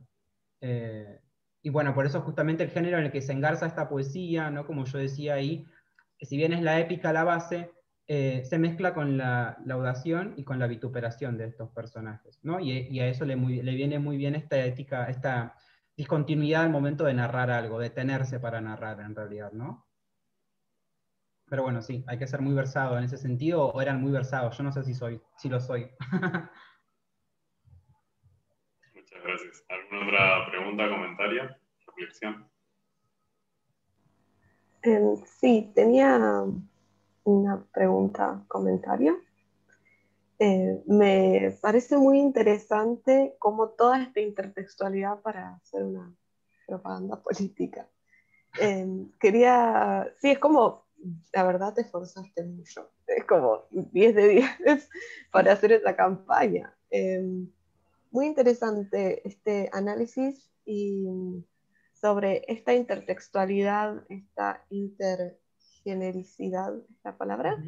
Sí. Que hay, y sobre estas criaturas que aparecen. Quería preguntar si hay una resignificación de ellas respecto a la fuente original, porque me llama la atención que las erinias, no sé si, yo no sé nada de mundo clásico, sé muy poco, si en la época romana eran conceptualizadas de esta manera tan negativa, o sea, siempre yo tenía entendido que eran terribles, que eran peligrosas, pero que llevaban cierto sentido de justicia. No sé si estoy confundida, pero al margen de eso, que también, si me lo puedes contestar, estaría muy agradecida, si hay una resignificación de los tópicos que se tratan en la obra original. Sí, es muy acertado tu comentario porque ese desplazamiento de la función de las erinias como personajes justicieros ya comienza a ocurrir inclusive en Virgilio. Virgilio las presenta no solo como justicieras, sino como mujeres amentes, ¿no? Es decir, que han perdido la mens. Y esto ocurre, creo que es en el canto 8 de la Eneida, donde estas erinias se transforman en seres prácticamente diabólicos, ¿no? Malísimos. Sí. Son mujeres malísimas que están sedientas de sangre.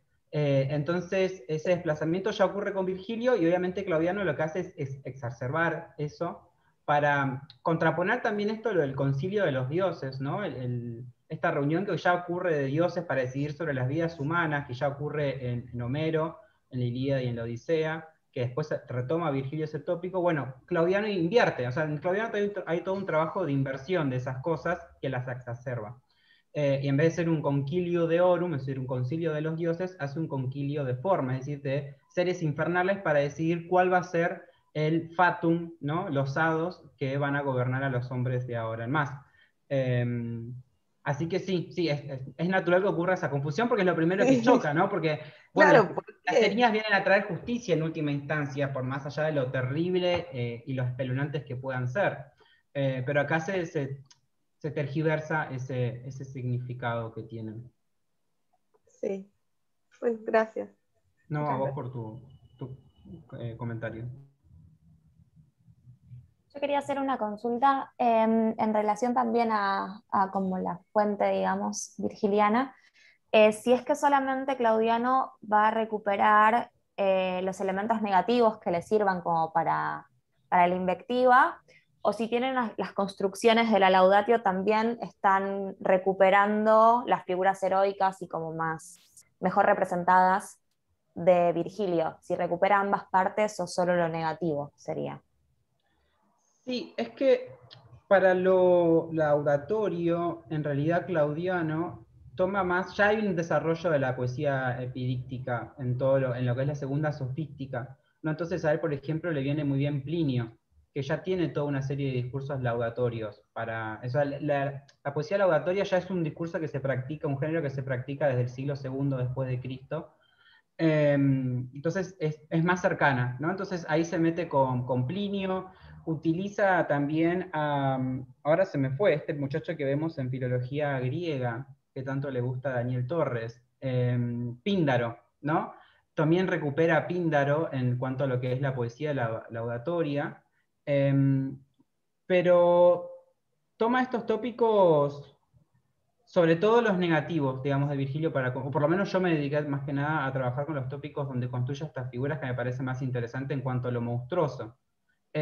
Por ejemplo, la figura de Estilicón, que es en la contraparte de Rufino, al momento de construir a este héroe, recupera en algún punto a Lucrecio, recupera a Ovidio, al momento de construirlo como un Apolo, ¿no? En el proemio al momento de pelear con la Pitón, ¿no? Entonces es construido a la manera de Ovidio y de Estacio también, y de Lucano. Entonces toma otras poesías imperiales para construir las figuras salvíficas, o laudatorias, más que a Virgilio mismo. Sí, siempre el intertexto va a ser Eneida, no siempre se lo va a construir como un Vir Romanus. Ok, gracias. De nada. ¿Alguna pregunta más o comentario más?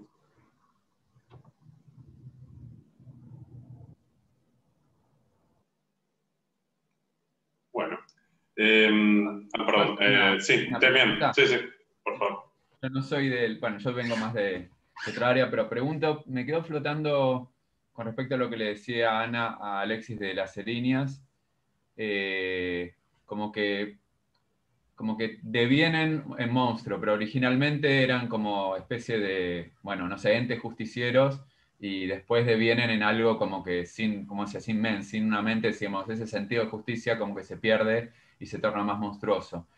Me acordaba de algo que había leído de Bachofen, que supuestamente su hipótesis era como que originalmente había un matriarcado y que después deviene en patriarcado, entonces como que uno de los elementos tal vez se podría tomar eran las erinias. Mi pregunta es si se puede ir en esa línea en donde la hipótesis, digamos, de una transición a un supuesto matriarcado a patriarcado puede tener que ver con esa transición de las erinias de ser justiciero a ser monstruoso. Nada, una pregunta. Es muy interesante la pregunta. Pasa que habría que remontarse a toda una tradición muy previa a Claudiano, porque ya la figura de la mujer en este momento está muy estereotipada.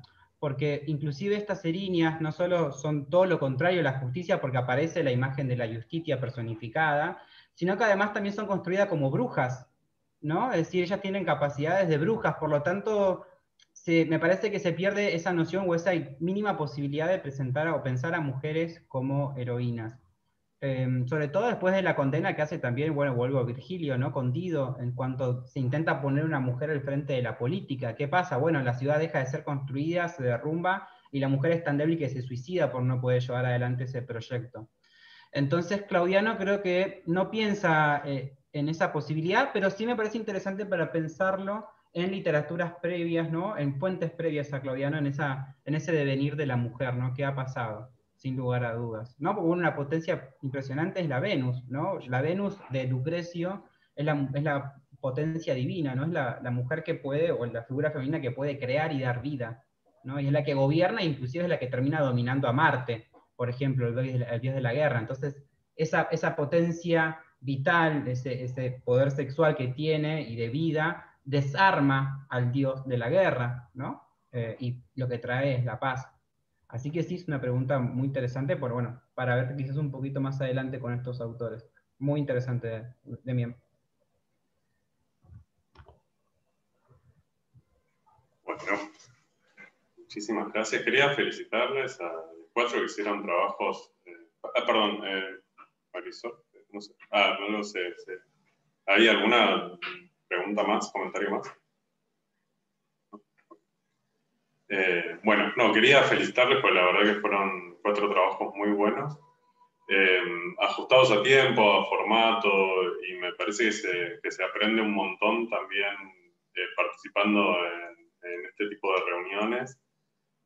Y en esto también quería, ya que tenemos unos minutitos, pues no nos podemos exceder porque se necesita la cuenta, pero les quería preguntar en qué momento de la carrera están y qué piensan hacer, o sea, si piensan seguir con alguna línea de investigación de posgrado, por ejemplo.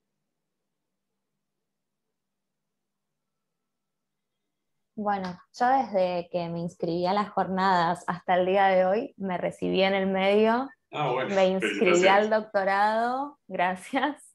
Así que sí, sigo, continúo en Puan, en otro piso nada más, con un tema de literatura griega bizantina del siglo XII, de la Edad Media. Magnífico.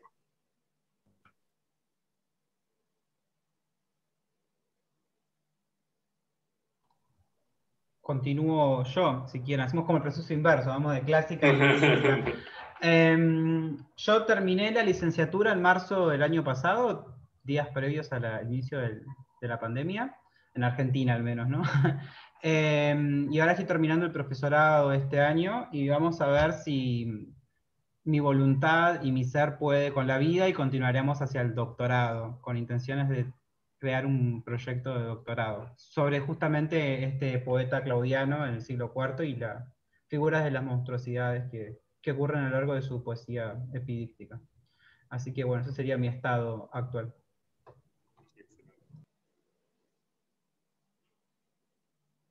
Bueno, hablo yo. Bueno, yo me recibí ya el año pasado, básicamente, pero bueno, todo este tema medio que me estancó el título de licenciatura. El profesorado ya lo había terminado antes, pero bueno. Y sí, o sea, este año estamos con Yamila Sevilla, una de las profes de neurolingüística, estamos viendo de presentar un doctorado, o sea, un doctorado para mí, de más abocado al tema este de nombres y adjetivos y la relación semántica sintáctica entre ellos dentro del sistema nominal. Buenísimo, interesante.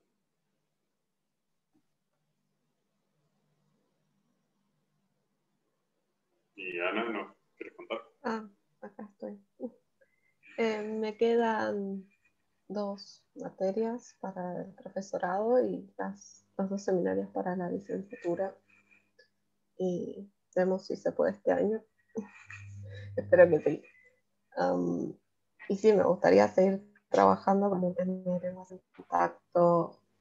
Me interesan muchas cosas, están todas muy cruzadas, porque me interesa el contacto lingüístico en situaciones urbanas, me interesa también aspectos antropológicos de educación, documentación, también cuestiones diacrónicas, de rastrear fuentes, así que, no sé, un combo ahí que tiene medio coherencia, pero todas esas cosas me gustaría poder investigarlas. Bueno, buenísimo. No, yo se lo preguntaba porque también, bueno, les quería recomendar que por ahí el diferencial que pueda hacer alguien que se presenta por ahí a financiación, después a becas, es justamente eso, la participación en eventos científicos y alguna publicación también. Estos trabajos que ustedes presentaron están muy buenos, por ahí se pueden engordar un poquito, digamos, ¿no? Trabajar por ahí un poquito más o darle una forma y publicarlo, ¿no? Esos son cosas que por ahí después a la vuelta, digamos, en la búsqueda de algún tipo de beca, por ejemplo, o algo así, es un diferencial que siempre los puede beneficiar. Después lo que decía Ana de los temas, por suerte, por lo menos en nuestra facu, está la posibilidad de que uno cuando se anota, uno hace un anteproyecto de doctorado, y después hace un proyecto de doctorado, y después hace un plan de tesis. Ya son demasiados, eso ya por ahí es demasiado. Pero la diferencia entre el anteproyecto y el proyecto sí que es interesante, porque te permite digamos, estas dudas que tenés vos son dudas que tienen que ver con el quehacer científico y con hacerse preguntas sobre un tema que uno va descubriendo. O sea, uno arma un tema sobre algo de lo que tiene rudimentos y después empieza a meter en el tema y lo va desarrollando y va eligiendo cosas. O sea, mi propia tesis de doctorado primero era, digamos, el anteproyecto, ya ni me acuerdo del nombre, pero era una comparación tipológica de lenguas chaqueñas sobre algunos parámetros sintácticos y tenía como un esbozo de la lengua yoreo. Y después me fui metiendo y terminé siendo la lengua yoreo, combinación de cláusulas en lengua yoreo, bla, bla, bla, todo eso tipológico. Bueno, quedó en la introducción, ¿no? En algún lado quedó, pero digamos, algo que era accesorio empezó como a crecer y se fue como comiendo al otro. Y eso está bien que existe esa posibilidad, porque uno, digamos, va investigando y va cambiando sus intereses, ¿no? Así que, bueno, simplemente como comentario y como consejo. ¿Puedo hacer un Gracias. comentario mínimo? Después. También vengo a dar algún mini consejito, lástima que se fue Esteban, pero en la facultad, bueno, en el Departamento de Letras tiene un proyecto departamental que se llama Anáfora, del cual formo parte, pero lo que hace es ser como un juego, de alguna manera, para entrar en lo que es la publicación científica y en los géneros académicos de la publicación científica, en lingüística particularmente, así que, bueno, Ana y Esteban, lamentablemente que se fue, los invito a mandar su trabajo, y lo que tiene de bueno Anáfora es que tu trabajo después se lo enviamos a evaluadores ciegos, que es como sucede en las revistas científicas, y esos evaluadores lo evalúan y te dan comentarios, y vos vas a tener que reescribir y volver a trabajar tu artículo para mejorarlo y ir como entrando en ese diálogo con los evaluadores, que a veces no es tan sencillo. Y finalmente termina un producto mucho más procesado después de todo ese trabajo, que ahí sí, por ejemplo, lo puedes mandar a una revista científica indexada, así que es como que todo el trabajo previo lo haces en conjunto con el comité editorial y con los evaluadores, así que, de nuevo, esto de empezar a entrar en el campo de la publicación es muy importante, porque finalmente es lo que nos da puntos para conseguir financiamiento. Así que gracias. podés chusmear Anáfora. Alto dato. Sí, yo voy yendo. Qué buena esa Toda la info iniciativa. Está Sí, buenísimo por eso ahora que decís. Ya hace un par de años, no, ¿qué par de años? El año pasado, ya, pero sacamos como 3 volúmenes, así que... Sí, me acuerdo que estoy... no lleva mucho tiempo. No, es desde el año pasado, por ahora estamos trabajando solo con el área de lingüística, porque todos somos lingüistas, pero bueno, tal vez en un futuro podemos sumar a otras áreas. Y nada, toda la información está en la página del departamento. Así que, por ejemplo, este trabajo que presentaste, perfectamente lo podés mandar, ya lo tenés hecho, y seguir trabajándolo. Gracias.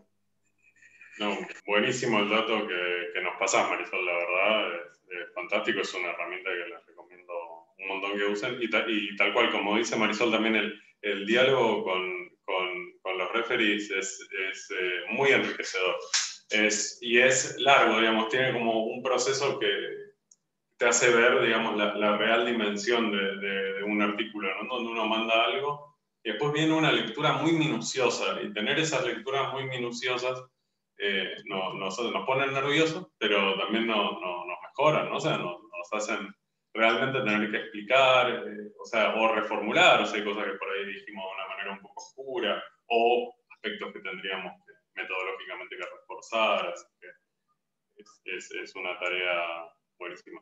Si tienen esta herramienta, úsenla.